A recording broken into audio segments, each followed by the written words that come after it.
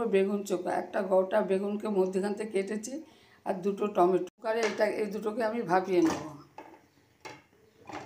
বেগুন টমেটো ভাপানো হয়ে গেছে, এবার এর খোলাগুলো আমি ছাড়িয়ে নেব। রসুন দেবো না, সেই জন্য আগে একটুখানি হিং দিলাম,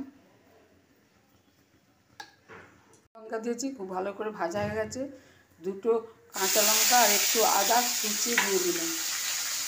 এবার দিয়ে দিচ্ছি সেদ্ধ টমেটোটা,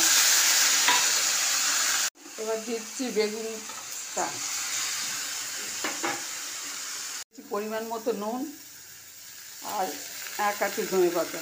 বেগুন চোখা আমার রেডি। চোখা ভাজা আর লঙ্কা ভাজা তেল দিয়ে ওপরে ছড়িয়ে দেবো।